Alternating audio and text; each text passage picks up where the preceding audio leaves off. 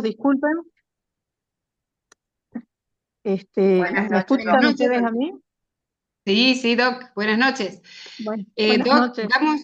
damos ingreso al curso y ya nos cuenta usted, ¿sí? ¿Cómo Bienvenidos no? al curso NOA de formación continua en el módulo de endocrinología.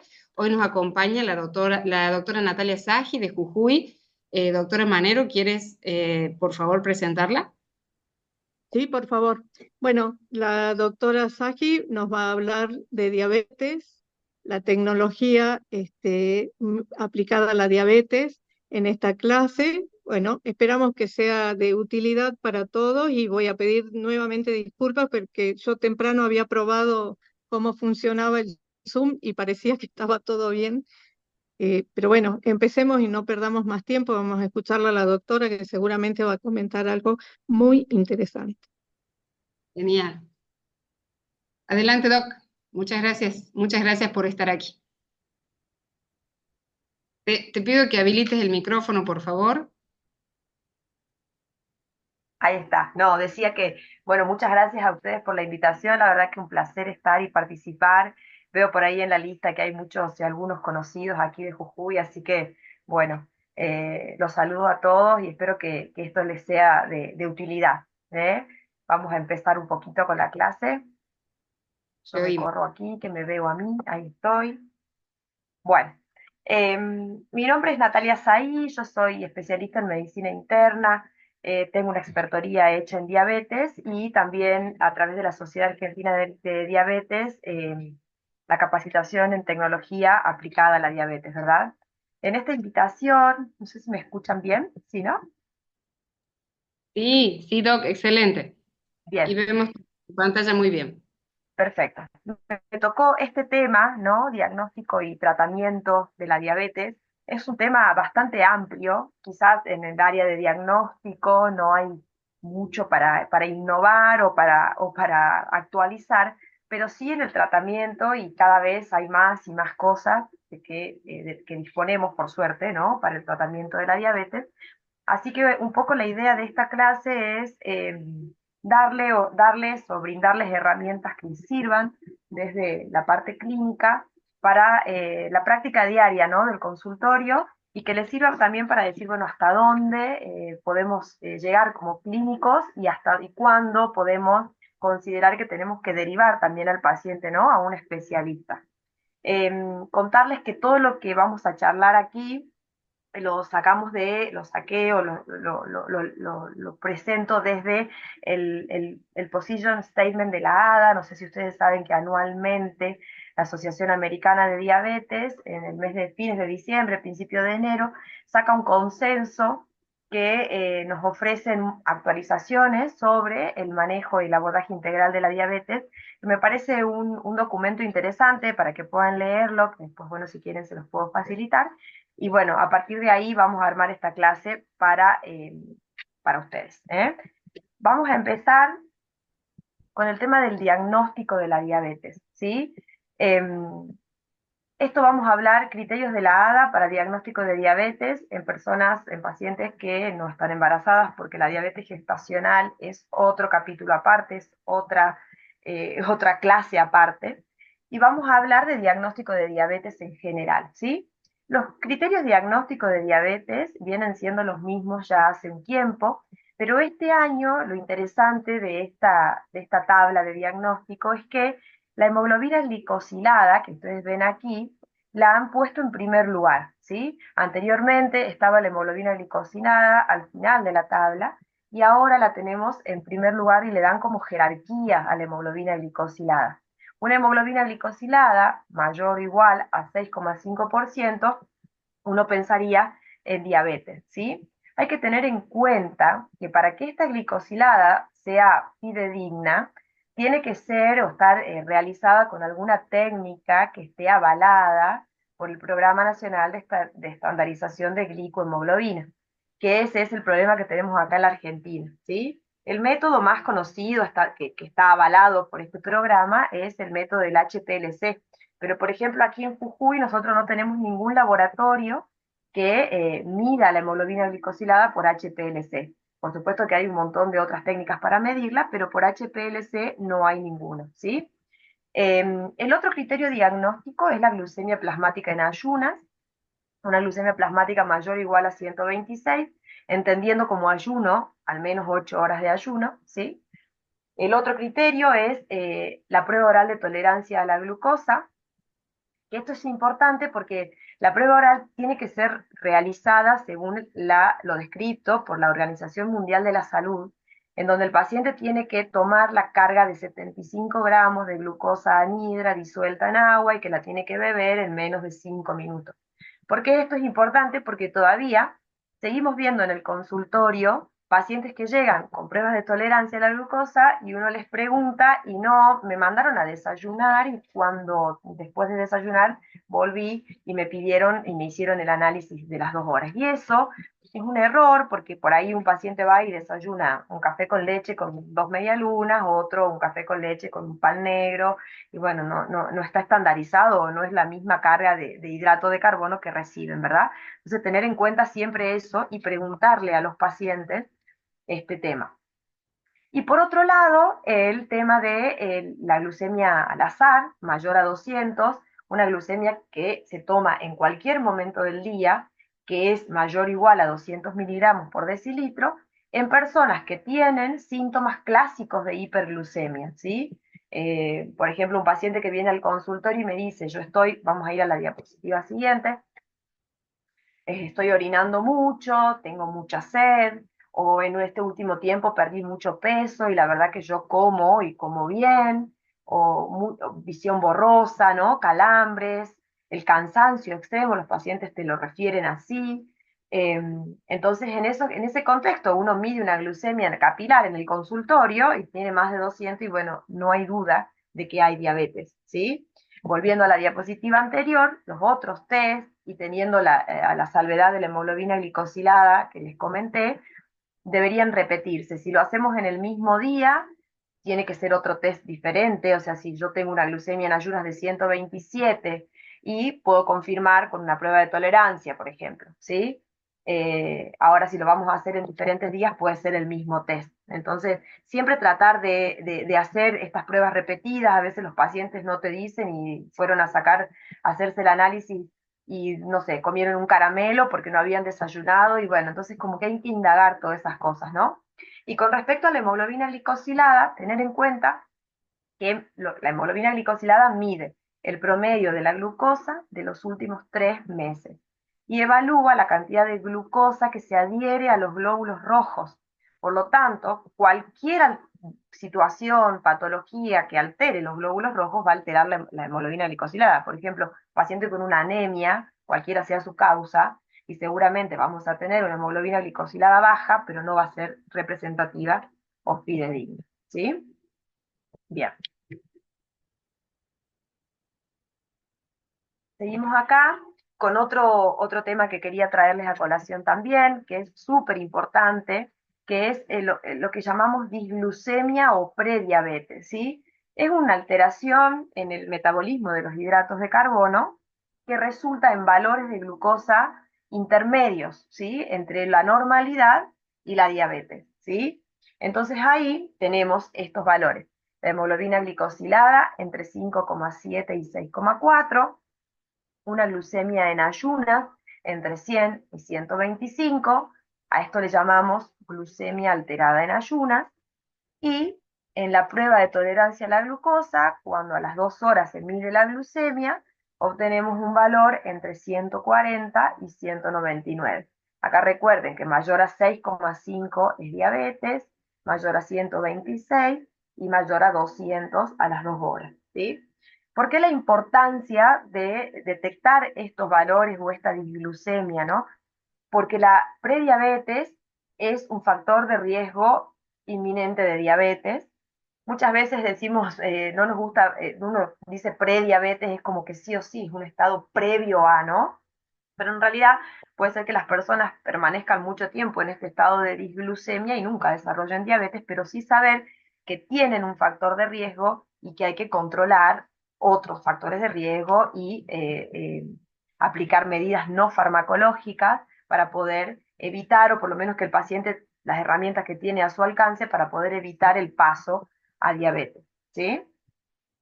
Cualquier cosa, si hay alguna pregunta, que levanten la mano en el chat, alguien me dice y yo contesto, no hay problema. Sí, Doc, está habilitado el chat, así que cualquiera puede anotar su pregunta allí. Gracias. Bien. Alguien que si alguien pregunta y me la quieren, porque yo no veo el chat ahora, pero si alguien pregunta y me la quieren leer o si no las contestamos al final, no hay problema. Bien, bien. Bien. Bueno, entonces seguimos con esto, ¿no? La clasificación de la diabetes también es importante. Sabemos que, de siempre, cuando estudiamos en la facultad, teníamos diabetes 1, diabetes 2, diabetes 1 el 5 al 10%, diabetes 2 el 90 al 95%, la diabetes gestacional, 5 al 10%, y otros tipos de diabetes asociados a otras situaciones, inducidas por drogas, por ejemplo, por corticoides, por drogas post-trasplante, en caso de pancreatitis, ¿no? De diabetes post-pancreatitis, asociadas a enfermedades, por ejemplo, como el COVID, ¿no? Que ya vamos a hablar un poquito más adelante de eso también. Pero hoy en día vemos que cada vez esto se mezcla más, ¿no? Eh, con la epidemia de obesidad, las pantallas, la tecnología, vemos más diabetes tipo 2 en niños obesos y sedentarios, por ejemplo. Y también sabemos que hay diabetes tipo 1 o autoinmune, por lo menos, en adultos, ¿sí? Entonces es importante intentar clasificar y como una vez que hacemos bien claro el diagnóstico, encuadrar al paciente en alguno de estos tipos de diabetes para poder también brindarles el tratamiento adecuado, ¿no? Eh, Así que bueno, siempre tener en cuenta esto de poder hacer bien el diagnóstico. Muchas veces yo todavía recibo en el consultorio pacientes que con una glucemia de 125, por las dudas le dieron una metformina y llegó al consultorio y es como que hay que reevaluar y poner el título de diabetes implica un montón de otros controles posteriores, gastos en salud y un montón de cosas. Entonces, diagnosticar bien la diabetes con estos criterios y una vez que tenemos el diagnóstico intentar encuadrar en alguno de estos casos. Bueno, aquí un poco lo que queríamos charlar es, llega al paciente, al consultorio, perdón, un paciente. ¿A qué paciente le vamos a buscar diabetes? Porque saben que si bien tenemos la opción de diagnosticar la diabetes con sus síntomas cardinales, lo más común es que se diagnostique en un análisis de rutina que se pidió por otra cosa, ¿sí? O por un chequeo de salud. Entonces, ¿a quién le vamos a pedir? Le vamos a pedir a pacientes que tienen sobrepeso u obesidad, ¿sí? Con o sea, un índice de masa corporal mayor a 25 y que tengan uno o más factores de riesgo. Por ejemplo, un pariente de primer grado con diabetes, ¿sí? Papá, mamá, eso suma muchísimo riesgo a que esta persona que tenemos enfrente pueda desarrollar diabetes teniendo este índice de masa corporal mayor a 25. La historia de enfermedad cardiovascular, pacientes hipertensos, ¿sí? Con valores de presión que estén no controlados en ese momento o que estén con presión controlada pero que estén bajo tratamiento de hipertensión, el HDL bajo o los triglicéridos elevados, las mujeres con ovario poliquístico también, a ellas pedimos, buscamos diabetes, ¿sí? Hacemos screening de diabetes. El sedentarismo, eso es súper común, ¿no? Y algunas otras situaciones clínicas asociadas con resistencia a la insulina, por ejemplo, pacientes que vienen con acrocordones, con acantosis nígricas, ¿no? Entonces pedimos para buscar diabetes. Lo que hablábamos anteriormente, la prediabetes, pacientes con prediabetes también, está indicado hacer una prueba anual, ¿no? Para buscar la diabetes. Podemos hacer una glucemia en ayunas y si vemos que la glucemia en ayunas nos da alterada, podemos pedir POTG. Eso es como que hay que ir evaluando paciente a paciente, como que es todo muy individualizado, ¿no? Las mujeres que tuvieron diabetes gestacional, eso es súper importante. Muchas veces las mujeres que tienen diabetes gestacional, al tener su bebé, tienen que hacer una recategorización de la diabetes a las 6 semanas de haber tenido el bebé, ¿sí? Y muchas veces, todas mamás que a las 6 semanas de haber tenido su bebé ni se acuerdan que tienen que recategorizar la diabetes. Entonces hay que buscar, cuando vienen al consultorio, indagar si esta mujer que tenemos sentada al frente tuvo diabetes gestacional, porque también es alta la probabilidad de diabetes, ¿no? En estas personas. Y después para todos los otros pacientes que no tengan ninguno de estos factores de riesgo que nombramos anteriormente, hacemos el screening a partir de los 35 años, ¿sí? También hablábamos antes, pacientes con que han tenido pancreatitis, con exposición a drogas hiperglucemiantes, en pacientes que utilizan drogas para el HIV. Bueno, en ese caso buscamos diabetes, ¿sí?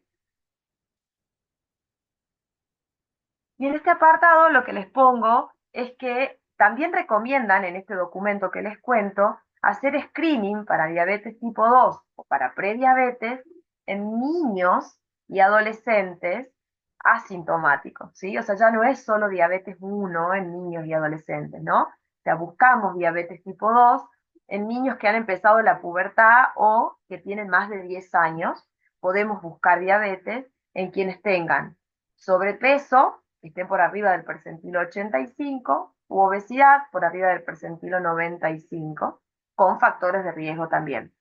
En los niños cambia el factor de riesgo, por ejemplo, la historia materna de diabetes gestacional durante la gesta de ese niño aumenta el riesgo y miren la recomendación, ¿no? O sea, hay que buscar diabetes en esos niños.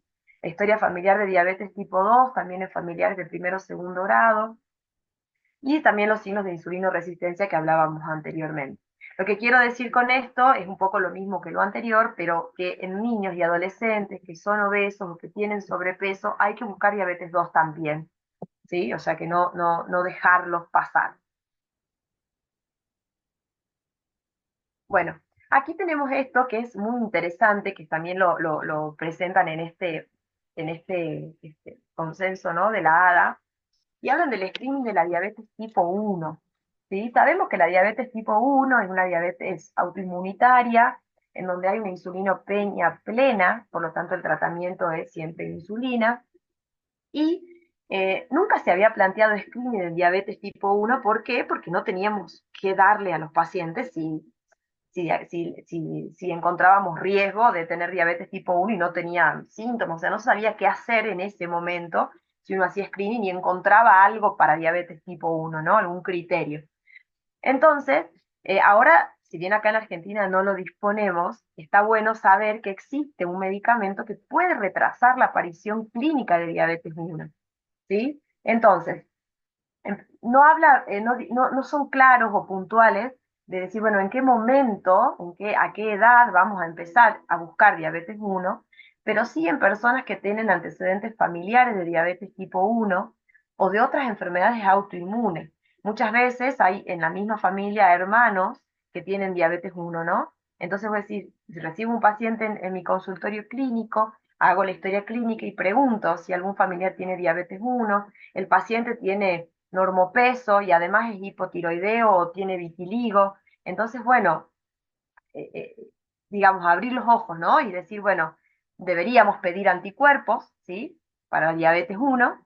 Y si sabemos que hay varios anticuerpos para diabetes, el anti-GAD, el anti-CIMT8, el anti-insulina, el anti-islote, hay varios anticuerpos para dosar, y la positividad de varios de esos anticuerpos es un factor de riesgo para una diabetes clínica. O sea, yo tengo un paciente que en este momento no tengo síntomas y tiene anticuerpos positivos, tiene enfermedad autoinmune asociada, entonces pediría una prueba para evaluar la glucemia, como dice aquí, ¿sí? Entonces, con estas cosas que marcamos acá, podemos ir al cuadrito siguiente, que es el que plantean en el documento, y entonces decimos, dividimos la diabetes 1 en 3 etapas, ¿sí?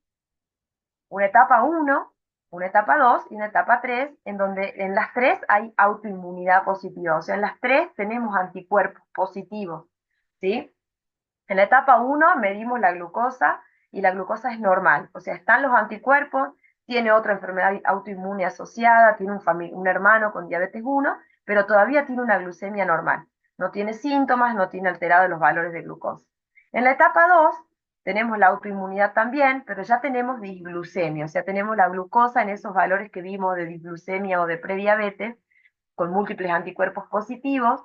Y en la etapa 3 es donde tenemos la autoinmunidad y tenemos hiperglucemia con criterios ya de los diagnósticos de diabetes con criterios de estándar, ¿sí? ¿Cuál es la importancia de esto? Es que un paciente que lo encontramos en una etapa 1, sabemos que tenemos un riesgo a 5 años del 44% de hacer una diabetes sintomática, ¿sí? Y en la etapa 2 sabemos que tenemos un riesgo de 60% a los 2 años y del 75% a los 5 años, ¿sí? Entonces, la importancia es que contamos con este medicamento, que es un anticuerpo monoclonal, el teplizumab, para retrasar el paso de la etapa 2 a la etapa 3 en pacientes mayores de 8 años. Por supuesto que en Argentina actualmente no lo disponemos, es una terapia que se hace endovenosa, pero está bueno saber que las cosas cambian y que quizás en algún momento podamos prevenir o retrasar la progresión, ¿no?, a diabetes 1, o por lo menos estar atentos, y que generalmente los pacientes con este tipo de diabetes debutan de forma brusca con una cetoacidosis, y es como tenerlos quizás más vigilados o más controlados y evitar estos debuts así, ¿no? Con estos cuadros tan severos, ¿sí? ¿Alguna pregunta hasta ahí? ¿Alguien que me quiera decir algo? Doc, no, veo un montón de saludos para vos, Ah, un montón de saludos, estamos muy atentos a tu clase, sí, a la fase de diagnóstico que es fantástica y me encantó ese, ese diagnóstico o esa palabra de disglucemia, que sí, nosotros siempre, yo en mi área de cardiología digo, sí, es quizás una prediabetes. prediabetes iniciando y me encantó, así que al final me parece que vamos a charlar un poquito más de eso y del diagnóstico, pero siga nomás, siga usted. Seguimos nomás. Perfecto. Bueno, vamos entonces. Acá, en esta diapo, lo que les quería contar es un poco lo mismo que pasa con la diabetes 2, pasa en la diabetes 1. O sea, acá dice, la medición de anticuerpos, ¿sí? También se recomienda para adultos que tienen fenotipo de diabetes 1, ¿sí? No siempre un adulto va a ser tipo 2, o por lo menos va a tener autoinmunidad positiva, y ahí hablamos de otros tipos de insulina, que es el LADA, que es el latent autoinmune diabetes del adulto, ¿sí?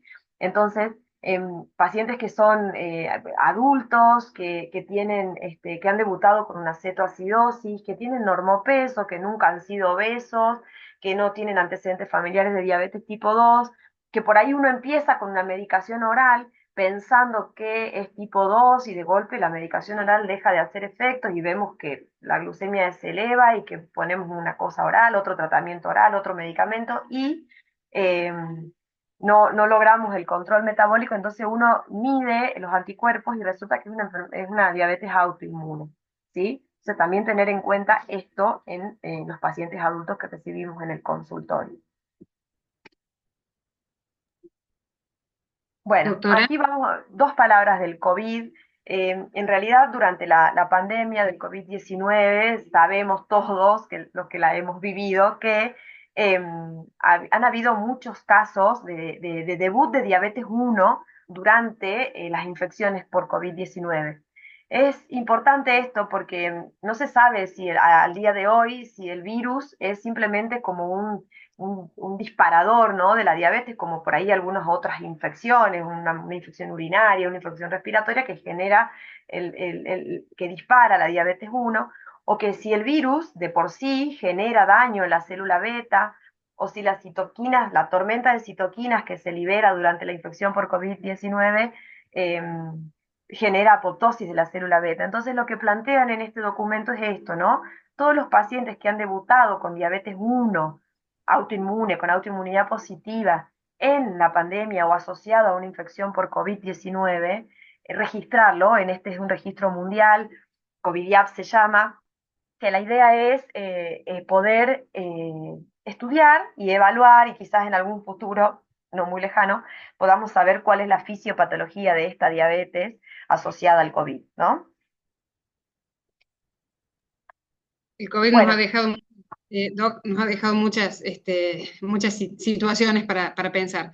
para Doc, tenía estudiar, una, sí. sí, sí, sí, sí, sí. Tenía una pregunta aquí que hizo una doctora con respecto al diagnóstico. Antes que vayas a otro tema, preguntaba la doctora Gloria Nieto si pedimos glucemia en ayunas a los niños también.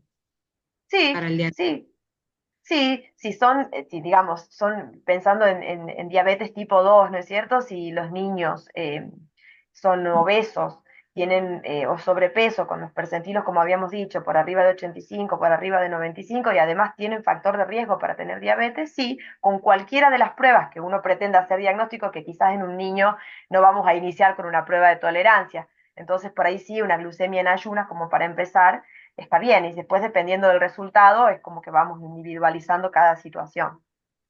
Sí, Bien, no sé si respondí la respondido. pregunta, cualquier cosa. Respondido. Si surgen preguntas, te voy a interrumpir, perdón. Sí, Gracias. no hay problema, no hay problema. Aquí estoy. Bueno, seguimos con esto.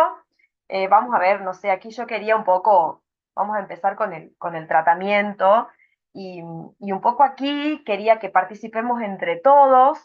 Eh, yo no sé si tienen acceso para escanear este código QR y si no, los participantes que estén atentos ahí, vamos a ir a alguna página web y vamos ahí al Google a poner esta dirección.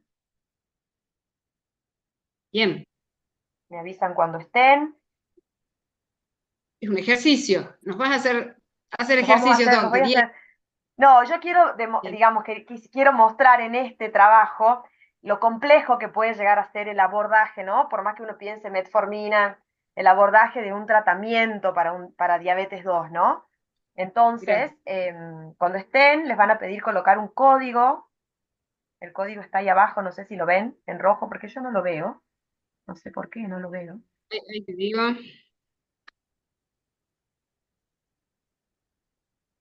Voy a dejar de Dice, compartir un ratito hasta que sí, se... Ya está, perdón, no sé si pudieron dice escanear el QR. código para unirte a Menti y dice que vas a preguntar a tu público. Sí, ¿Empezar ahora? empezar ahora. No sé si les aparece ahí tratamiento de la diabetes 2, Ah, nos pide conectarnos con una cuenta. el Ah, pero QR, la pregunta es por mail. tratamiento. Deberían entrar a mi pregunta, ya está generada la pregunta, ¿no dice? Cancelar. Quizás a mí no me sale. A A ver. ver si alguien comenta algo aquí en el chat. El QR lo pueden escanear con la cámara de foto, Del doctora, ¿no? teléfono, sí. Sí, sí, yo ya lo escaneé, ya ingresé y dice escribe el código para unirte a Menti. Ah, Es el me que está pide ahí. Sí, Poné la el código tarjeta, que... Lorena. bien. Bueno, ¿Pudieron? El código es el que sale aquí, que yo les voy a compartir ahora. Voy a sacar el chat. bien. Acá algún compañero lo ha escrito en el...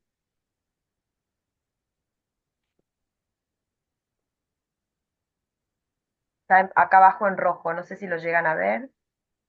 Hay, hay gente que ya lo hizo. ¿Sí?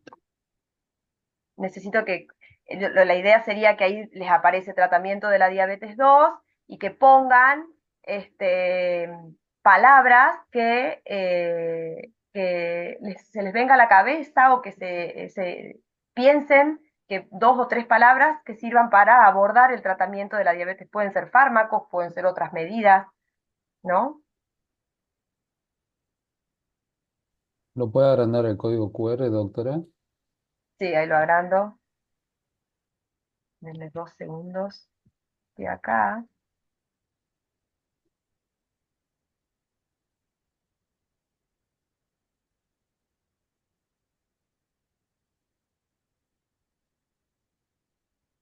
Están viendo la pantalla, ¿no? Lo que pasa es que tengo la Y barra Sí, sí, está tengo bien. la ve barra pequeño. del Zoom aquí que no me deja ver abajo para expandir la presentación.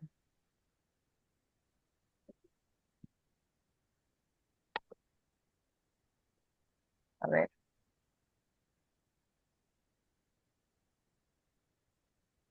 Es un numerito. ¿oh? El número en rojo Sí, es el... el código es el 62 65 65 92.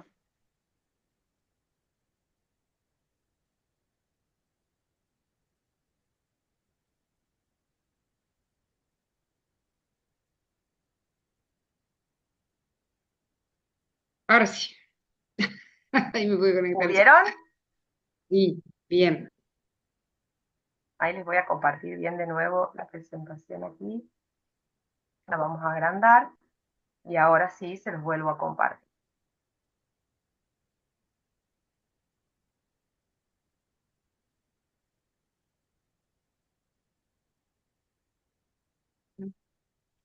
Listo, ponen ¿Lo ven? allí. ¿Cómo? Listo, listo, listo. Ya está, ya hay respuestas, parece. Ahí estamos, sí. Vamos con respuestas aquí. Yo no pude, dice Mariam, María. Tenemos 45 respuestas, así que si quieren les doy 2 segunditos, un ratito más. 51. Código, ahí piden. Repitamos código, Doc, el numerito. Repitamos el código, es el 62 65 65 92.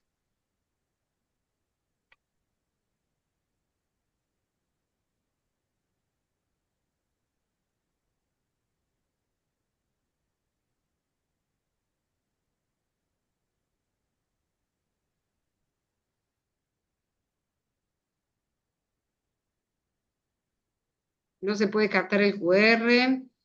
Listo, gracias. Algunos sí, algunos están con Algunos alguna sí, dificultad. Bueno, tenemos varias respuestas igual, vamos a intentar presentarlo. bueno. ¿Lo pueden publicar de nuevo el código QR, doctora? Sí, Está allí en el chat. Ahí, les leo yo, Doc. 62 sí. 65 5, perdón, 6592. Vamos de nuevo. Lo tie- 62 65 6592. pero lo tendría que publicar en la pantalla para que todos lo puedan escanear de nuevo, doctora, Sí, Ah, el estoy QR. buscándolo. el QR. Sí, sí, estoy buscándolo aquí.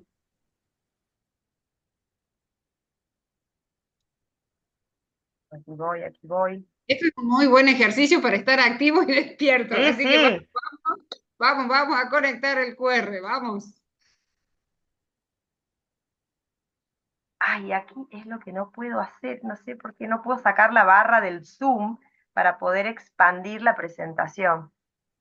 Del Pero vamos a Zoom. poner acá presentar, a ver si sale aquí. Presentar. Ahí está. ¿Lo ven ahí Ahí está. abajo o no lo ven? Sí, sí, sí, se ve en Ahora grande. sí. A los que escanearon, les repito el código nuevamente. Una vez que ingresan, les pide un código 62 65 65 92. Ah, ahí está en rojo grande, ahí lo veo abajo también. Abajo a la derecha, sí. Así es. QR Me en avisan. pantalla, muy bien. Doc, ¿entran más respuestas? Vamos a los resultados. ¿Ven la pantalla ahí? Sí. Bueno, un poco era esto, ¿no? Lo lindo de todo esto es que ahí están en el centro las tres. Dieta, metformina, actividad física. Cuanto más grande la letra es porque más han puesto esa palabra, ¿sí? Más se repite. Eh, ¿Cómo? Más se repite, Más más. se repite, claro. Entonces estamos ahí con el tema de la dieta, un poco, la palabra me gusta más alimentación, saludable, no dieta, ¿no? Metformina, actividad física, un poco lo que venimos hablando desde siempre, ¿no? Por eso quería, miren la cantidad de cosas, plan alimentario, alimentación, individualizado, glimepirida, obesidad, medidas higiénico-dietéticas, dieta, tratamiento farmacológico, controlado, vildagliptina, metformina, eh, plan alimentario, eso está bueno, ejercicio, glucemia, ¿no? Como que va cambiando todo el tiempo. Individualizado, me gusta esta palabra. Constancia, hay otra ahí que Constancia. también está buena porque es Sí. difícil, ¿no? Iniciar un tratamiento y mantenerlo en el tiempo y sostenerlo. disminución del índice de masa corporal, o sea, control de peso, eso también está muy bueno. Acá me sale glibenclamida, bueno, ahí vamos a hablar de la glibenclamida un poco.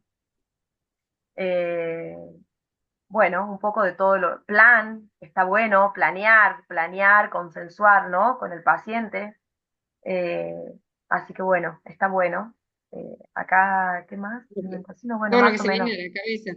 Nosotros todo lo siempre que decimos que el fármaco o el medicamento más caro es el que depende de la voluntad y es el que tiene que ver con estas palabras.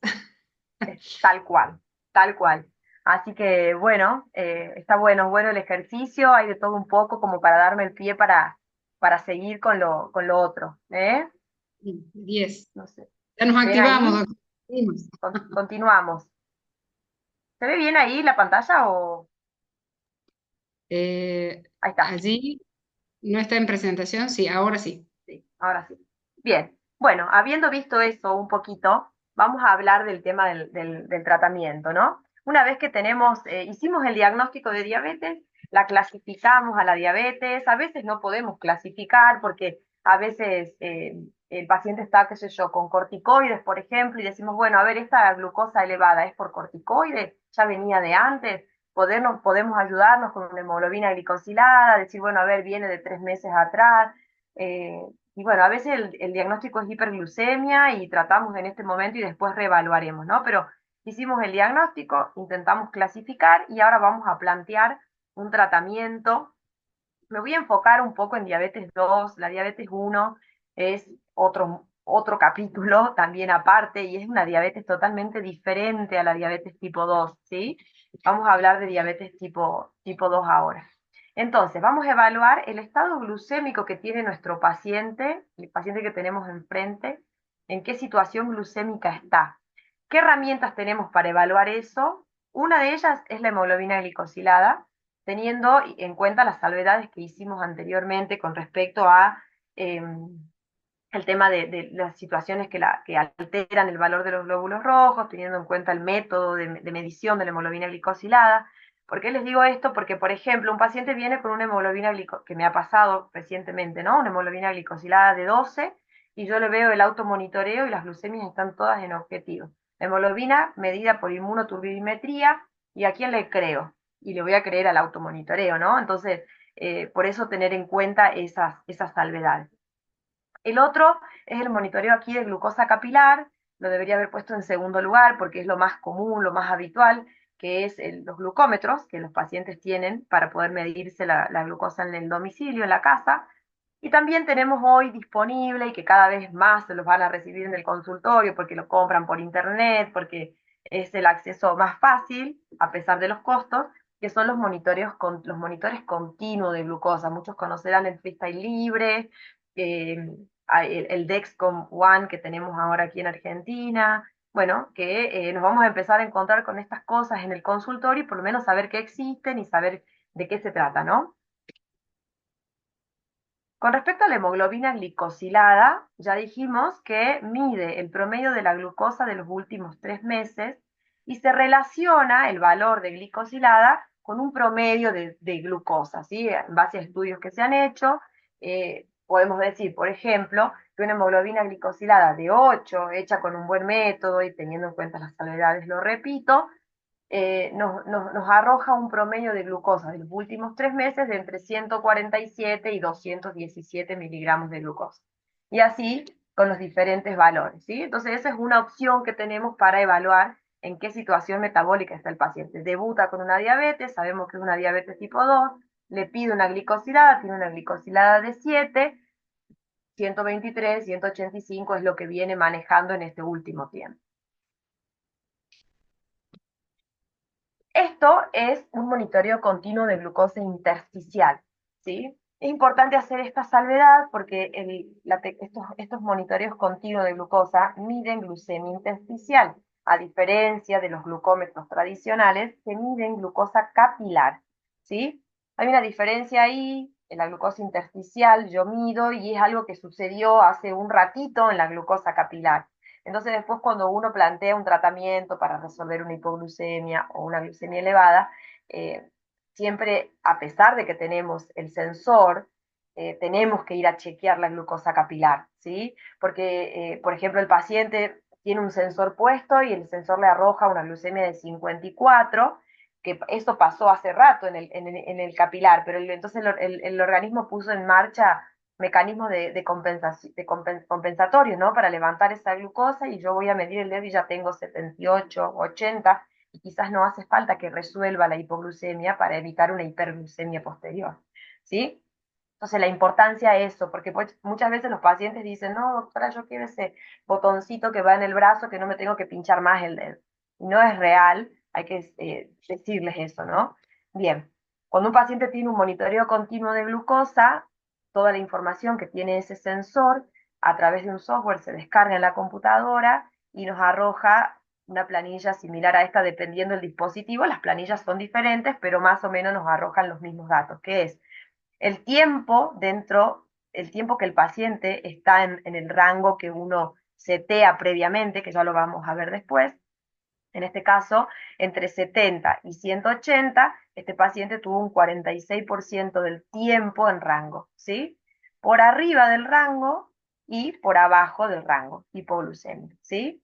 También fíjense que el tiempo que el paciente permanece en rango se relaciona con un estimado de glicosilada, o sea que también nos arroja una glucosa, una hemoglobina glicosilada estimada, este informe, ¿sí? Este reporte. Así que bueno, es otra manera que tenemos de evaluar el control metabólico de este paciente. Siempre la limitante para empezar un tratamiento en la diabetes es la hipoglucemia. O sea, nosotros tenemos que buscar el mejor control metabólico que lo podamos lograr con glicosilada, con tiempo en rango, con las mediciones de la glucosa capilar, pero sin hipoglucemia. Si yo tengo un paciente que viene con una hemoglobina glicosilada de 5,5 y digo, ay, qué hermosa glicosilada, pero le miro el monitoreo continuo o miro la glucemia capilar y está lleno de hipoglucemias, eso no es un buen control de la diabetes, ¿sí? Entonces, por ahí los pacientes traen los registros de glucemia y yo les marco los valores bajos y me dicen, no, pero aquí estuve alto, sí, pero aquí estuviste bajo. Primero vamos a resolver lo bajo y después vamos a ir a tratar lo alto, ¿sí? Eso es sumamente importante. Y después, bueno, la otra herramienta que es ampliamente conocida, que es el glucómetro, la glucemia capilar, que mide glucemia capilar y que cada paciente tendrá su frecuencia de medición dependiendo de cada situación y de la medicación que use, ¿no? Bueno, entonces dijimos, vamos a plantearnos, vamos a evaluar el estado metabólico de cada paciente, vimos la hemoglobina glicosilada o alguna de las herramientas que mencionamos, y ahora digo, bueno, ¿qué objetivo me voy a plantear para este paciente, no?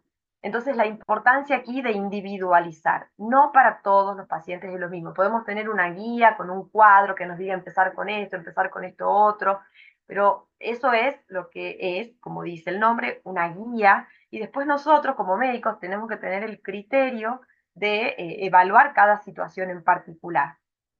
También lo otro importante es consensuar el tratamiento, porque un paciente viene y yo le digo, sí, usted se va a ir con dos medicamentos vía oral, va a utilizar una insulina basal, va a ir a la nutricionista, tiene que hacer actividad física, vuelva en un mes. Entonces el paciente se va a ir del consultorio y va a hacer a lo mejor la mitad de lo que uno le está planteando. Entonces, a ver, consensuar con el paciente, y eso cada vez más en las guías eh, hacen hincapié y mucho énfasis en eso, ¿no? En el consenso, a ver qué es lo que el paciente puede dar a esto que uno le está proponiendo, ¿sí? Evitar la inercia terapéutica. La inercia terapéutica lo vemos mucho y es esto de decir, bueno, yo recibo un paciente hoy que lo vieron quizás dos profesionales antes, que tenía una glicosilada de 8, que tenía la glucemia alta, que estaba lleno de hipoglucemia y le dijeron anda a la nutricionista, por ejemplo. Entonces, prolongar ese mal control metabólico en el tiempo es innecesario o no es beneficioso para el paciente. Entonces, como que intervenir rápido. Si hace falta insulinizar hoy en el consultorio, y lo insulinizo hoy. Es compleja la insulinización, el paciente no comprende, empiezo con algo sencillo y lo cito en una semana, en 4 días, ¿sí? Y explico una segunda parte. Entonces, evitar que el paciente se perpetúe en el mal control y intervenir precozmente, ¿no? Y esto del automanejo, que es el último punto que está aquí, también es importante porque el paciente nos ve una vez cada 3 meses, si está bien controlado cada 6 meses. Entonces, educar al paciente en esto de decir, bueno, yo me doy cuenta que por alguna situación estoy con las glucemias más altas, cómo enseñarles a titular su medicación, si están con hipoglucemia, enseñarle cuál de la medicación que está consumiendo, tomando, es la que puede provocar una hipoglucemia, la omisión de las comidas. Bueno, educar al paciente para que también pueda gestionar su diabetes en su casa solo, porque están los pacientes la mayoría del tiempo solos, ¿no? Conviviendo con esta condición. ¿Sí? ¿Vamos bien con el tiempo? Sí, Doc, excelente. Vamos Bien. nomás. Bueno, aquí vamos con estos, son algunos objetivos generales que se plantean de hemoglobina glicosilada menor al 7%, glucemia capilar preprandial en ayunas o preprandial entre 80 y 130, y la glucemia postprandial menor a 180. Tener en cuenta que esta glucemia postprandial tiene que medirse a las 2 horas de haber dado el primer bocado, no cuando termina de comer, porque parece que un paciente come rápido, picotea rápido, y otro come una picada y demora 2 horas. Entonces, desde que da el primer bocado, a las 2 horas se hace el control de glucemia para evaluar las glucemias postprandiales, ¿sí? Eso es el objetivo, son objetivos generales. En este cuadro es lo que quería mostrarles un poco el objetivo de lo que es el monitoreo continuo de glucosa. Estamos hablando siempre de pacientes con diabetes 2, con diabetes, en este caso 1 también, que no tengan ninguna contraindicación para este tipo de objetivo. En las columnas del costado hay objetivos más estrechos, objetivos más laxos, ¿sí? Pero en general es esto, que es la idea, es tener el 70% del tiempo en un rango que va entre 70 y 180, ¿sí? Por arriba de 180 lo menor que se pueda, lo menos que se pueda, pero sobre todo por arriba de 250, menos del 5% de los valores de glucosa ahí, ¿sí? Y por abajo de 70, fíjense que lo dividen en dos categorías, 70 y 54. Por abajo de 70, menor al 4%, y por abajo de 54 menor al 1%, ¿sí? Esos son los objetivos del monitoreo continuo de glucosa. Y en este cuadro lo que les quería mostrar es que, si bien uno plantea una hemoglobina glicosilada promedio del 7%, hay situaciones en las cuales podemos ser más exigentes en el control de la diabetes y otras más flexibles en el control de la diabetes. Les menciono dos así al pasar. Por ejemplo, si un paciente tiene una expectativa de vida larga, uno tiene que ser más estricto en el control de la diabetes, ¿sí? Si la expectativa de vida es más corta, quizás uno es más flexible en un adulto mayor, por ejemplo, ¿sí? Lo mismo pasa, supongamos, en pacientes que tengan, que hablamos de comorbilidades. Si no tiene comorbilidades, por ahí uno puede ser más exigente, y lo opuesto si el paciente tiene severas comorbilidades, ¿sí? Bueno, un poco esto es a lo mismo que hablábamos anteriormente de individualizar cada caso. Bueno, entonces hicimos el diagnóstico, clasificamos la diabetes en algunas de las que mencionamos, evaluamos el objetivo glucémico de cada paciente y nos planteamos objetivos terapéuticos con lo que vimos anteriormente. Y ahora decimos, bueno, con todo esto, estos objetivos que yo me planteé, ¿qué tratamiento, qué fármacos, qué elijo? Y miren todo lo otro que hay que tener en cuenta para poder elegir el tratamiento adecuado. Entonces decimos, bueno, el paciente tiene normopeso, quiero control de peso en este paciente, no me hace falta, tiene enfermedad cardiovascular, tiene enfermedad renal, ya tiene microalbuminuria, tiene el filtrado glomerular disminuido, es un paciente que es propenso a hacer hipoglucemias. Acceso, ¿qué accesibilidad tiene el paciente? Los costos de los medicamentos, lamentablemente hay que mencionarlo, ¿no? Y hay que tenerlo en cuenta. La complejidad del tratamiento, ¿no? O sea, yo a un paciente, hasta dónde puedo complejizarle el tratamiento a este paciente que tengo enfrente, y hasta dónde tengo que ser más sencillo, ¿sí? Entonces, teniendo en cuenta todas estas aristas, es que podemos plantear y elegir medicamentos, que ahora les voy a mostrar dos cuadritos que ustedes los van a ver y van a decir, uy, ¿qué dice ahí? Pero yo se los leo y se los simplifico para poder aclararles esto. Siempre, cualquier medicamento que utilicemos, y está bien en la lluvia de palabras que pusimos, el tema de los cambios en el estilo de vida es fundamental, ¿no? Yo siempre le digo a los pacientes que si pudiese venir la actividad física o la alimentación en pastillitas, que la tomen diariamente, sería buenísimo, pero bueno, no vienen, pero hay que prescribir. Yo prescribo la actividad física en un RP y les pongo, solicito actividad física, aeróbica, caminata, y lo que considere para cada paciente, ¿sí? Que se vayan como que no es, ay, no, no me dio nada, no. Sí, tiene que hacer actividad física, tiene que ir a la nutricionista, tiene que alimentarse de forma saludable.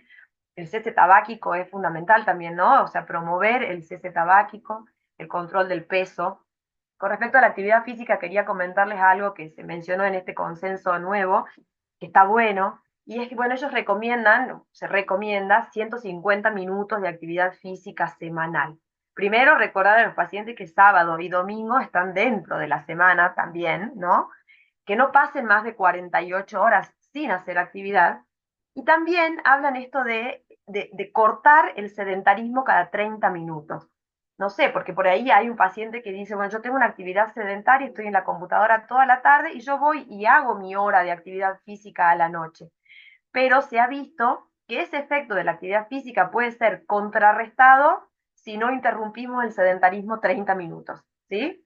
Entonces, si el paciente está sentado en la computadora toda la tarde, recomendarle cada 30 minutos levántese, vaya, haga algo, busque algo, vuelve a sentarse, ¿sí? Eso como algo novedoso que cuentan en esta guía, ¿no? Este es el cuadro que les decía yo, que es un poco complejo, pero yo se los explico, es muy sencillo en realidad, pero aquí vamos a decir, bueno, ¿qué objetivos me planteo con este paciente? Lo que hablábamos antes, ¿no?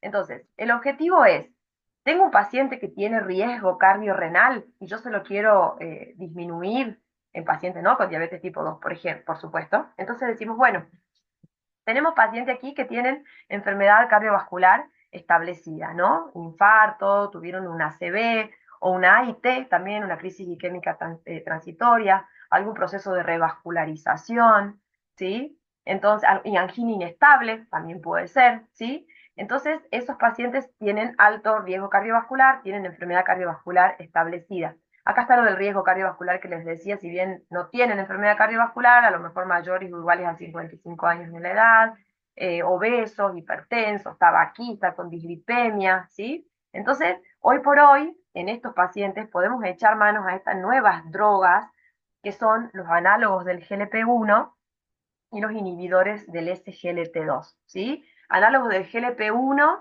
y hablamos de lo que está ahora de moda y en todos lados, que es la semaglutide, ¿no? Eh, que es bueno, en análogo del GLP-1 también tenemos la liraglutide, pero es como que la dosis es más baja.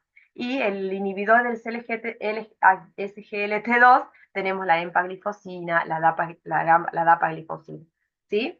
Si podemos elegir uno o el otro. ¿De qué depende? Y de otras, de la accesibilidad, del costo, de la tolerancia, lo que hablábamos anteriormente, ¿no? Siempre decirle a los pacientes el tema de las reacciones adversas de estos medicamentos, en el caso de los análogos del GLP-1, la intolerancia digestiva, que bueno, estos temas lo van a ver en la próxima clase, un poco más profundo cada droga, por eso yo no entré aquí porque hay otra clase que habla de nuevos tratamientos, por eso no puntualicé acá. Pero los análogos del GLP-1, esto de intolerancia digestiva, que con el pasar del tratamiento se van adaptando, generalmente puede ser que no. Y con respecto a los inhibidores del SGLT2, el tema de que van a orinar mucho y que quizás que no se asusten, y quizás que las infecciones urinarias o genitales, ¿no? Entonces, bueno, explicarles que puede suceder. Entonces, si yo tengo un paciente con enfermedad cardiovascular o con alto riesgo cardiovascular, probablemente voy a empezar mi tratamiento ya no con metformina, sino con alguno, si los tengo disponibles, por supuesto, con alguno de estos fármacos, ¿no? Si el objetivo glucémico que me planteé no lo logro con estos fármacos, al que le puse un GLP-1 le puedo añadir el inhibidor del SGLT2 y al que le puse un inhibidor de SGLT2, le agrego un análogo del GLP-1, ¿sí? Con respecto a los pacientes que tienen insuficiencia cardíaca, también, o sea, pacientes con insuficiencia cardíaca, hay fármacos que han demostrado internación por insuficiencia cardíaca descompensada, entonces quizás elegiría esos fármacos que han demostrado esos beneficios, en este caso los inhibidores del SGLT2 que están tan de moda también, la empaglifosina, la dapaglifosina, ¿sí? Bien, estos pacientes son los pacientes que tienen enfermedad renal. Sabemos que hay pacientes que tienen enfermedad renal con filtrado bajo, menor a 60, pacientes que tienen microalbuminuria, sabiendo que la microalbuminuria tiene que ser como repetida en el tiempo, ¿no? Con un solo valor de microalbuminuria positiva decimos, bueno, listo, tiene enfermedad crónica renal, sino que hay que repetir en 2, en 3 oportunidades para documentar esa enfermedad y que sea sostenida. Hay muchos falsos positivos de microalbuminuria, por eso la importancia de repetir y de confirmar ese diagnóstico, ¿no? Entonces también hay pacientes que tienen enfermedad renal, vamos a buscar fármacos que tengan beneficios en el controlar la microalbuminuria. En primer lugar, los inhibidores del SGLT2, dapaglifosina, empaglifosina, ¿sí? Que son los dos con los que mayormente contamos en el mercado. ¿Sí? La empaglifosina es el Jardiance, y bueno, de DAPA perdió su licencia, entonces ya hay un montón de marcas o laboratorios que tienen la droga, ¿no? Tener en cuenta que estos medicamentos, los inhibidores del SGLT2, se utilizan siempre que el filtrado sea mayor a 20. Si el paciente tiene un filtrado menor a 20, ya no tiene sentido, ¿no? También, también se puede utilizar análogos del GLP-1 que hayan probado el beneficio cardiovascular, la semaglutide, por ejemplo.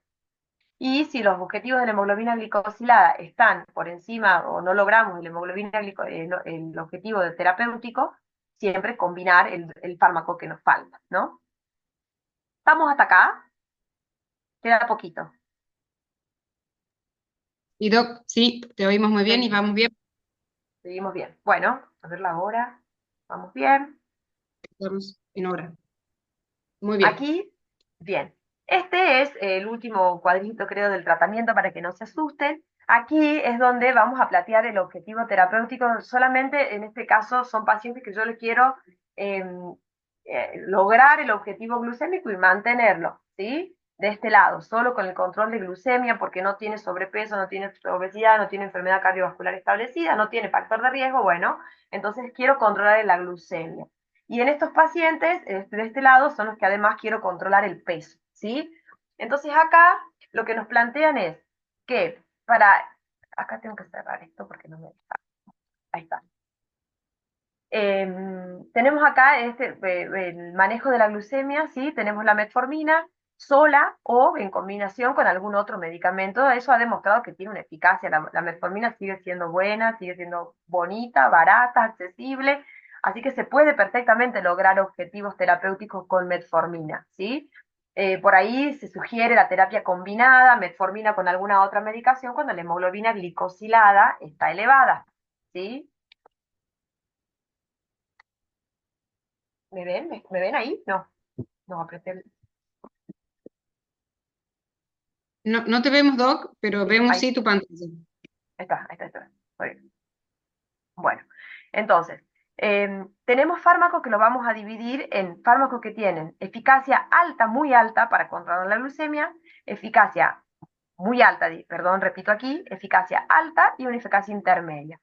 Fíjense que dentro de la eficacia alta contamos con los más eficaces, son los análogos del GLP-1. El tema es el acceso, ¿no? La accesibilidad, los costos, pero acá está la semaglutide. Esto no se los nombro porque no los tenemos, pero la semaglutide sí, que también con la insulina en cualquiera de sus formas, insulina humana, insulina análoga, lenta, rápida, bueno, depende de cada paciente. Importante aquí, en esta guía recomiendan que si, por ejemplo, un paciente está con medicación oral y le ponemos una dosis de insulina basal para lograr el objetivo glucémico y así todo no lo logramos, antes de poner insulina prandial, inyectable, recomiendan otro fármaco inyectable para la diabetes que no sea insulina, por ejemplo, un análogo del GLP-1, ¿no? Semaglutide, liraglutide. Entonces, ¿por qué? Por los efectos que tiene la insulina sobre la ganancia de peso, ¿no?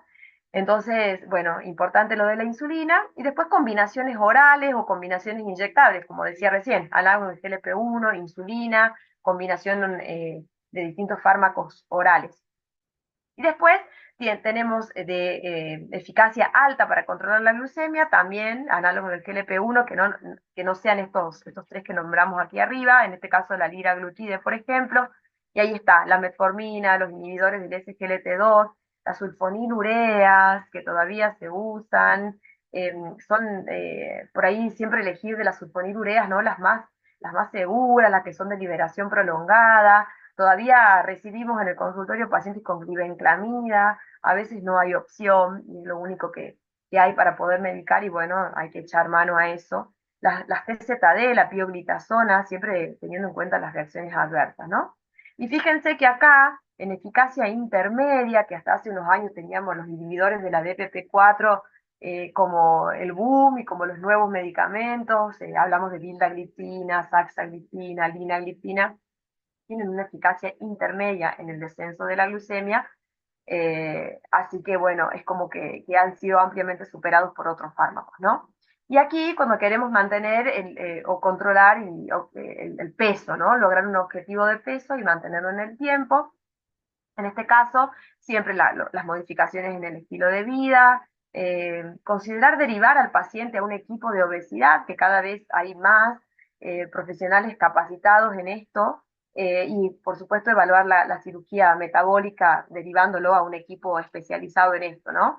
Ahora, cuando vamos a elegir un medicamento que queramos para bajar la glucosa y también para controlar el peso, ahí tenemos en primera línea los que tienen alta eficacia, que es la semaglutide, que es lo que les decía hace rato, eh, eh, alta eficacia, la liraglutide, que es la Victoza, me imagino que quizás la han escuchado nombrar, y de eficacia intermedia, los inhibidores del ISGLT2. Como neutrales acá tenemos los DPP4, o sea que quizás hoy los DPP4 que hace 2 o 3 años atrás, o más quizás, eran como el boom, ahora están ahí abajo, con una potencia intermedia para bajar la glucemia y con una eficacia neutral en el peso que y la mayoría de nuestros pacientes requieren eso, ¿no? Control glucémico, control de peso, así que bueno, un poco a tener en cuenta todas estas aristas y después van a entrar ya con la otra, en la próxima clase a cada fármaco en particular.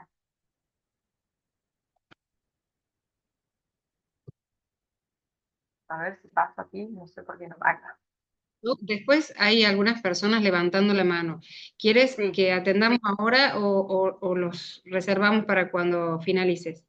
No, acá ya termino con el caso clínico, así que si quieren contestamos las preguntas ahora y después hacemos el caso clínico cortito, a ver qué opinan. Este caso lo tuve hace 15 días, y me pareció bueno traerlo a colación porque, bueno, se plantean varias dudas y varias controversias acá, así que bueno, para hablar un poco de esto. Justo en la siguiente, creo que llegamos a las dudas. ¿Alguna consulta? La hacemos antes. Antes, bueno, aquí está Omar Vera. A ver, Dardo, ¿usted me puede puede habilitarlos, por favor? Mientras Dardo los habilita, yo te hago una pregunta, doctora. Sí, Tenemos muchas cuestiones con el tema de la metformina. sí. Cuando arrancamos con metformina, es cierto que ya vi tu postura inicial, la de los especialistas en diabetes, que dicen mándenlos así como están, así no enmascaran ningún diagnóstico. Sí. Nosotros a veces de atrevidos, sí arrancamos con una metformina hasta que puedan tener la consulta con ustedes, pero inclusive algunos pacientes que ya medicados por los endocrinólogos aquejan o dejan la metformina por cuestiones gastrointestinales. Em, en qué porcentaje está esos compromisos, esas complicaciones, esas reacciones adversas y ellos deben tolerar o no o suspender el tratamiento? A ver. Bien, muy buena la pregunta. Un poco, yo creo que la metformina es dos cosas en la pregunta, ¿no? La metformina está muy bien iniciada, eh, digamos que el paciente vaya comenzando con su tratamiento hasta que pueda llegar al consultorio nuestro. pero que la diabetes esté diagnosticada, a eso voy yo, digamos. O sea, si el paciente tiene una glucemia de 125, le pidamos antes de empezar la metformina una POTG, veamos una glicosilada, y hagamos el diagnóstico de diabetes, porque no hay nada que nos apresure con una glucemia de 125, quizás tomarnos unos días más para poder hacer el diagnóstico, cerrar el diagnóstico, poder decir, bueno, tiene diabetes tipo 2, te empiezo la metformina, ande al diabetólogo. Eso a mí me parece que está perfecto, siempre y cuando el diagnóstico esté hecho y no por ahí, porque por ahí pasa esto, ¿no? Tengo 120 y me dieron metformina para prevenir. Y bueno, entonces ahí es donde terminamos enmascarando, recibimos, yo tengo que suspender, esperar 30 días, hacer la POTG, cuando por ahí se podría haber hecho más sencillo al principio, ¿no? Eso por un lado.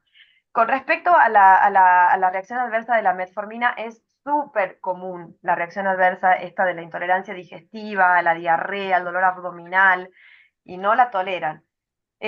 Yo siempre recomiendo algunas, yo no, se recomiendan algunas pautas, ¿no? Que es esto, es decir, primero indicarla después de las comidas, cosa que a ver si la tolerancia es mejor así, primero, después de las comidas, después de tener algo en el estómago. Segundo, hacer como un tratamiento escalonado, decir, bueno, vamos a tomar 850 dos veces al día, empecemos durante una semana con un comprimido, ¿sí? A la segunda semana, si usted lo toleró bien, aumente el segundo comprimido, el de la noche, y si usted venía tomando una, la toleraba bien, y cuando aumenta el segundo comprimido, empieza con intolerancia digestiva, bueno, vuelva a tomar una y nos vemos, ¿sí? Si no tolera nada, no tolera una, no tolera nada, buscar otra forma de presentación. Hay presentaciones, formulaciones de liberación prolongada, las XR, ¿no? Hay dosis más bajas, 750, 500, por ahí lo mínimo de metformina que pueda tolerar es recomendable, ¿sí? Eh, y después, bueno, si no tolera, no tolera, hay que suspender el tratamiento y hay que pensar en otra opción. Eso por un lado. Y por el otro lado, a colación de esto de la metformina, el tema hay muchos que, digamos, cuando empiezan el tratamiento con insulina suspenden la medicación oral. Eso es, hablo de la metformina porque es muy común la metformina, que es lo que más ampliamente está difundido, y es, bueno, estoy en tratamiento con metformina, la metformina a usted ya no le sirve, le pongo insulina, deje la metformina, y eso no debería ser así. ¿Sí? Todo se va sumando, ¿sí? Yo tengo metformina, con la metformina no logro un objetivo, sumo, no logro el objetivo, sumo lo otro, ¿sí? Porque es, digamos, la metformina, que es un insulino sensibilizador, me va a ayudar a que la insulina que yo le estoy administrando sea mejor aprovechada, ¿sí? En el organismo. Entonces, bueno, eso me acordé que lo quería decir en medio de la clase y no lo había comentado, así que lo comento ahora. No, Doctora, no, una pregunta, ¿me escuchan? Buenas noches. ¿Hola? sí, Sí, Sí, soy la doctora Manero, te quería hacer una pregunta. sí, doc. ¿Qué importancia le das a la dieta? Porque yo tengo la sensación que los pacientes toman medicación, pero no, no hacen cambios en su estilo de vida en cuanto a la alimentación. Y como realmente la diabetes es una enfermedad que puede provocar también enfermedades en el hígado, es una cosa que diariamente uno las está observando y necesitamos hacer mucho hincapié en la nutrición. ¿Vos qué opinión tenés al respecto? Sí, doc, no es una sensación, es así, al paciente uno le puede, yo siempre les digo, yo les puedo dar un tratamiento con un fármaco, con otro fármaco, con insulina, con cualquier otro fármaco inyectable, pero si ustedes no acomodan, o por lo menos la parte, porque también está esto que te dicen los pacientes, como lo que tengo o lo que puedo, ¿no? Pero digo, está bien, no sé, ordenar, el orden, ordenarse, el no picoteo, eso es fundamental. Para mí es un pilar del tratamiento, y sin ese pilar el tratamiento es incompleto, igual que la actividad física. Eh, por eso yo decía y comentaba esto de que si vendría la actividad física o la alimentación en pastillitas, como que sería genial. Pero bueno, es la parte que tiene que poner el paciente, y también es lo más difícil de sostener en el tiempo. Por eso hay algunos pacientes que cuando uno les encuentra o les diagnostica la diabetes con una glucemia en ayunas de 128, otra de 129 y una glicosilada de 5,5, no le voy a empezar un medicamento, por ahí le indico alimentación saludable, Y esto les recalco, que es alimentación saludable y es un cambio en los hábitos de vida, porque no es que van a hacer una dieta un mes, 2 meses y después van a volver a comer como comían antes, ¿no? Entonces, siempre recalcar eso y bueno, para mí es fundamental el tema de la alimentación, igual que lo de la actividad física. También es verdad que lamentablemente también tenemos el problema este que de la parte nutricional, a veces las nutricionistas son muy restrictivas, ¿no? Entonces, esto de nada de hidrato de carbono, nada de fideo, nada de arroz, nada de pan, nada de papa, y eso ya no es así.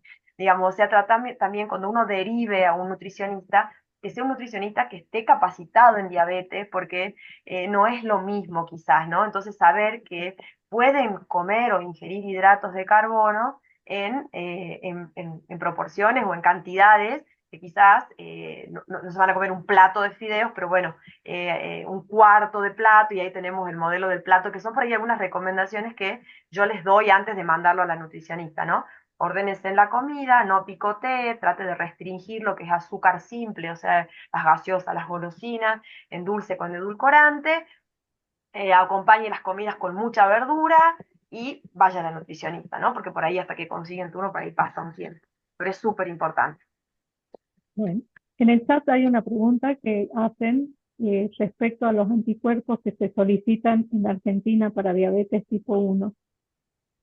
Sí, en realidad acá tenemos disponibles, está todo, el anti-GAD, el anti-insulina, el anti-islote, el más conocido por ahí es el anti-GAD, que es el anti-SINT8, se solicita. Sí, generalmente cuando uno tiene el diagnóstico, los pacientes con diabetes tipo 1 debutan con una por general, ¿no? Lo más habitual debutan con una cetoacidosis, con una hiperglucemia brusca, sintomáticos que requieren internación. eh, y bueno, entonces ahí por ahí mucho no hay duda, ¿no? Una vez que sale el paciente de la hiperglucemia, de la glucotoxicidad provocada por hiperglucemia, uno puede dosar anticuerpos, el anti-GAD es lo más comúnmente solicitado, y también podemos pedir el péptido C, ¿no? Que no es un anticuerpo, pero mide la reserva pancreática de insulina, que entonces si uno tiene un paciente que debutó con una cetoacidosis, que es delgado, un adolescente con índice de masa corporal normal, que debuta con una cetoacidosis, después que sale de la glucotoxicidad, me viene un antigal positivo y no tiene reserva pancreática, y eso es una diabetes tipo 1. No quedan dudas. La otra pregunta que hacen en el chat es a cuánto tiempo de iniciar el tratamiento uno le pediría un control al paciente. Bueno, generalmente, si el paciente uno inicia el tratamiento, por ahí le damos, ¿no? La indicación de la medición de la glucosa. Es como siempre digo yo, esto hay que individualizar. Si es un paciente que yo empecé un tratamiento en mi consultorio porque vino y me dijo, mire, no sé, perdí peso y que no lo explico y estoy con mucha sed, con muchas ganas de orinar, le mido la glucosa y tiene más de 200, le diagnostiqué diabetes y bueno, en ese momento quizás la medicación oral no le va a hacer efecto, le inicio insulina y yo lo cito a la semana. Ahora, si es un para que no con un laboratorio, pero sí le doy un aparatito y que venga en una semana con sus mediciones de glucemia a ver cómo le ha ido, o por lo menos que me cuente cómo ha tolerado la insulina, si se la pudo colocar, si no, ¿no? Y después tengo el otro paciente que contaba hace rato, que digo, bueno, tiene una glucemia de 127, de ayunas, otra de 130, una glicosilada de 6, le empecé una metformina, y entonces le digo, vuelva al mes con una glucemia en ayunas, vemos que todo esté bien, me cuenta si tolera la metformina, y la glicosilada se pide cada 3 meses. Eso también es importante porque por ahí recibo pacientes que tienen glicosiladas pedidas con diferencias de 15 días, no tiene sentido porque no va a haber variación en eso, ¿sí? Entonces se pide cada 3 meses. Si el paciente está bien controlado, con un buen control metabólico, por ahí lo podemos ver 2 veces al año, ¿sí? Cada 6 meses. Perfecto. No sé si hay alguna otra pregunta, en el chat no lo hay, si hay alguien habilitado para preguntar. Yo quería Perdón, hacer un pequeño aporte con respecto a la diabetes, ¿no? Yo soy Sí. hepatóloga y tengo el triste trabajo de ver pacientes que hacen cirrosis hepática secundario a la diabetes, ¿no? Sobre todo diabetes tipo 2, asociados muchas veces a obesidad y otros no tanto. Entonces me parece muy importante que todos los pacientes que evaluemos, que sean diabéticos tipo 2 o que tengan la intolerancia, realmente habría que pedirles un hepatograma y una ecografía para tenerlos controlados a los pacientes, porque la cirrosis es una enfermedad muy severa y además no hay tanta cantidad de pacientes que tendríamos que evitar que lleguen a esta situación, ¿no?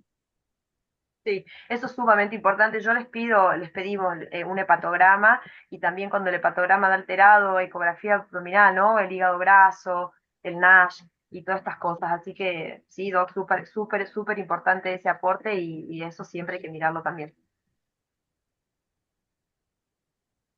¿Alguna otra Bien, pregunta? tengo una pregunta, doctora, para hacerte. En cuanto a la glicosilada, hacías una comparación entre hemoglobina glicosilada y el monitoreo permanente del control de Sí, glucemia. La hemoglobina glicosilada, más allá de que tenemos un valor un valor límite, ¿qué sensibilidad tiene? Entre qué habías mostrado unos cuadros en los que te dice qué permanencia de tiempo tenemos entre tanto valor y tanto valor. La hemoglobina glicosilada te dice que siempre está en el valor aceptable o maneja un límite ligeramente por encima. Te dice ya está mal cuando algunos días ha estado por encima o te dice no, todos los días ha estado por encima del valor deseable. te arroja un promedio. La hemoglobina glicosilada te arroja un promedio. Se han hecho estudios en donde se ha comparado pacientes, han evaluado el tiempo en rango que han permanecido los pacientes y han medido las hemoglobinas glicosiladas y se condice, digamos, que si bien uno por ahí pasa, como yo mostraba en el cuadrito, ¿no? Tenemos un paciente con un tiempo en rango del 50%, una glicosilada de 7,5 estimada, promedio, no se basa solo en el tiempo en rango, sino en el promedio. ¿Sí? Y uno después mide a lo mejor en el laboratorio y se relaciona bastante, bastante. O sea, es algo estimado, pero tiene es bastante certera la que arroja el monitoreo continuo. Claro, porque el paciente llega al consultorio con un laboratorio de una glucemia en ayunas de 98 y tiene una glicosilada de 6,8. Entonces te dice, no, esta es mi glucemia, yo estoy controlado, bueno, pero la glicosilada está mostrando otro valor. Entonces nos está diciendo que no todas las veces está en ese valor y a veces es difícil explicar para los que no somos especialistas en eso, que esa diferencia entre el valor que tengo hoy es una foto de ese día de laboratorio. Sí, Pero eso la es glicosilada nos está explicando qué es lo que ha pasado en los últimos 3 meses y que ese no ha sido la foto de los 3 meses últimos. Esa es la parte que nos cuesta también explicarles. Sí, primero que por ahí puede suceder que, digamos, si uno tiene dudas, siempre creerle a la glucemia, ¿no? A la glucemia en ayunas, por lo menos acá, mientras el método no sea el del estandarizado, pero la glucemia en ayunas 98, una glicosilada de 6,8. Yo le diría primero esto, ¿no? Fijarme el método de la glicosilada y explicar eso, que la glicosilada es una guía para guiarnos en el tratamiento, pero que siempre la glucemia es más real. Y también pasa lo opuesto cuando tenemos una glucemia quizás en ese momento de 300 y la glicosilada en 6,5. Entonces lo más probable es que esa glucemia sea producto de algo puntual de ese día que habrá que indagar y la glicosilada el promedio de los últimos 3 meses. También pasa que vos decís, bueno, un poco a colación de lo que nos preguntaron hace rato, hoy tengo un paciente con una hemoglobina glicosilada de 11 y 300 de glucemia. Y le empecé el tratamiento. Y yo lo cito a la semana y le pido un control de glucemia. Y yo ahí la glucemia seguramente va a estar mejor. Supongamos que haya bajado a 180 por el tratamiento y la glicosilada va a seguir siendo 11 porque no me va a cambiar en una semana, no la pido, ¿no? Pero digo, si quisiera verla, va a seguir siendo igual. Entonces voy a decir, bueno, ¿qué pasa aquí? Aquí está representado tus últimos 3 meses y vos ahora estás con tratamiento, estás mejor. Bien, El próximo control de glicosilada seguramente estará mejor. bien, bien, bien. Bueno, doctora Estela, ¿usted ha encontrado otras preguntas? No, no hay otras preguntas. La verdad que Bueno, no. Así que Perdón, aquí veo. solo En, un comentario. en el puesto, sí, dice el doctor Federico Guerra. En el puesto de salud solo llega glicasida y por lo general lo asociamos con metformina. En algunos pacientes no habría problema con su uso. No, no hay problema. Por ahí uno es una buena combinación, sobre todo la gliclazida es dentro de las sulfodrogas, una de las más seguras y sobre todo en su liberación en XR, ¿no? La gliclazida XR que viene de 60 miligramos. No hay problema, no hay problema, es un buen tratamiento, es una buena droga. Sí, yo individualizaría, por ahí no elegiría la gliclazida en un anciano, por ejemplo, ¿no? Entonces, bueno, sí, se puede combinar y es un buen esquema. Bien, Doc, si quieres continuar, así ya cumples con tu caso clínico. Bueno, concluimos con esto. Les contaba que este caso me tocó hace este, 2 semanas atrás. El consultorio, una mujer, una chica de 28 años, cuando es la primera vez que yo la veía y cuando le pregunto si tenía diabetes, me dice que sí. Le digo, ¿qué tipo de diabetes tiene? Y me dice que tenía diabetes tipo 1. Yo uso insulina, me dice. Y le pregunto, ¿hace cuánto? Y me dice 10 años, o sea, a sus 18 años de edad. Le pregunto en ese momento, en el debut del diagnóstico, en el momento del debut, cómo había sido su diagnóstico. Me dice que había sido en un análisis de rutina y que en ese momento tenía normopeso, que nunca había tenido sobrepeso u obesidad. Me comenta también, le pregunto si siempre había usado insulina. Me dice que no, que había estado 1 año con medicación oral y que después le habían pasado insulina porque la medicación oral le dejó de hacer efecto. Le pregunté si alguna vez tuvo alguna hipoglucemia severa o alguna complicación y me dijo que hace un mes había estado en una guardia por una hipoglucemia severa que había requerido asistencia de terceras personas porque había perdido la conciencia y había estado después, bueno, estuvo todo bien, le dieron el alta.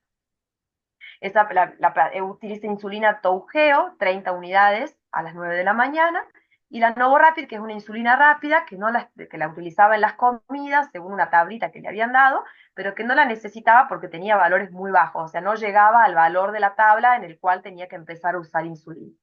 Como antecedente, su abuelo con diabetes tipo 2, sus mediciones de glucemia entre 200 y 300 miligramos, pesaba, no les puse ahí el índice de masa corporal, pero tenía un índice de masa de 26, ¿sí? Un peso actual de 79 y una talla de 1,68. Bueno, a mí este paciente caso me planteó muchas dudas y bueno, nada, si quieren comentar algunas cosas cortito, así ya se van a cenar. No sé qué les parece. La diabetes tipo 1 porque usa insulina solamente, podemos decir eso. ¿Qué les parece también el hecho de que haya usado medicación oral 1 año? Que si hubiese sido tipo 1, quizás con medicación oral 1 año, o tenía una buena reserva pancreática todavía, o hubiese hecho una cetoacidosis, ¿no? Tomando medicación oral 1 año en una paciente insulinopénica con una diabetes de supuestamente tipo 1, ¿no? Un Acá poco aporta más. Mónica Nader, la doctora Nader, dice puede ser una tipo 2. ¿Sí? Es lo primero, porque uno dice 28 años y debutó a los 18, debutó hace 10, debutó hace 10 años, o sea, perdón, a los 18 años, con normopeso, ¿sí? Tenemos eso quizás para diabetes 1, ¿sí? Y después me dice que usó 1 año medicación oral, y a eso ya me hace ruido. Y digo, no sé si es tipo 1, porque si estuvo 1 año con medicación oral y nunca se descompensó, medio raro, ¿no? Y además se diagnosticó en un análisis de rutina, ella no tenía síntomas, no hizo cetoacidosis, no estuvo internada, ¿no? Me hace ruido para diabetes tipo 2, o sea, como que tengo de las dos cosas, ¿sí? La Acá dice, hipoglucemia, ¿cómo? no, leía los comentarios. Sí, ¿Quieres que te cuento que comentan? Los doctores. Daniel Chazarreta dice, creo que no es diabetes tipo 1. Federico, a ver, se corre aquí. Federico Guerra dice, en el puesto, no, perdón, eso ya lo leí. Todos apuestan a que es una diabetes tipo 2. Si tengo dudas, pediría anticuerpos, pero parece tipo 2, insulino requiriente. Diabetes tipo perfecto. 1, dice Sofía, podría haber debutado como cetoacidosis diabética, más que análisis de rutina. Dicen por aquí también puede que hablemos de una diabetes tipo MODI. Sí, otro capítulo ahí de Modi, ¿no? Son diabetes monogénicas, hay que interrogar, indagar un poco la historia familiar, es diferente, puede ser, sí, puede ser, pero sí, estoy de acuerdo, digamos. Yo lo que hice básicamente en ella, me planteé esta duda, si es tipo 2 o es tipo uno. Tipo uno no me parece, menos si estuvo con medicación oral durante un año, es muy poco probable. No tenía laboratorio reciente, nunca antes le habían pedido anticuerpos.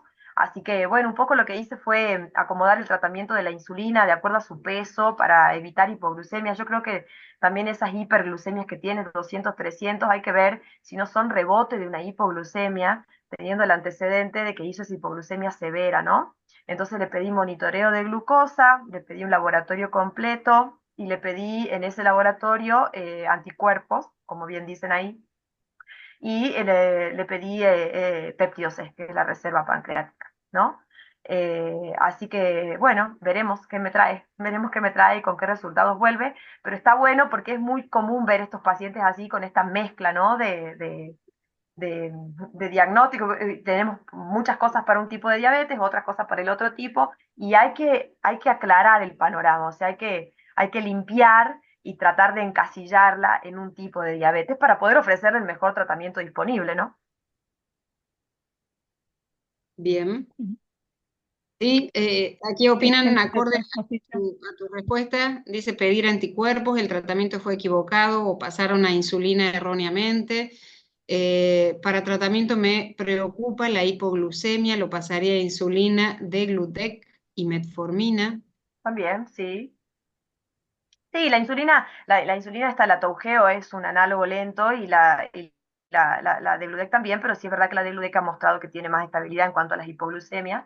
Lo importante es que no esté sobreinsulinizada. Por ahí uno cuando detecta eso, cuando dice, bueno, a ver, está usando 30 unidades de insulina y tiene más de 0,5 unidades por kilo de peso de insulina basal, por ahí uno piensa que está sobreinsulinizada y que la hipoglucemia puede ser por una sobreinsulinización, ¿no? Que otra vez el tratamiento de insulinoterapia es otra clase, es como muy amplio, pero, pero bueno, sí, está muy bien la observación. También dicen hay adolescentes con diabetes tipo 2 por mala alimentación. Sí, también obesidad, la epidemia de obesidad, eso totalmente de acuerdo. Sí, no sé si la pasaron mal la insulina en su momento, yo creo que a lo mejor lo necesitó, no estaba con buen control.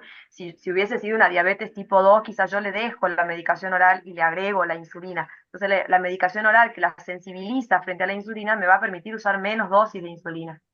¿Sí? Entonces eso uno la protege un poco de la hipoglucemia. Bien.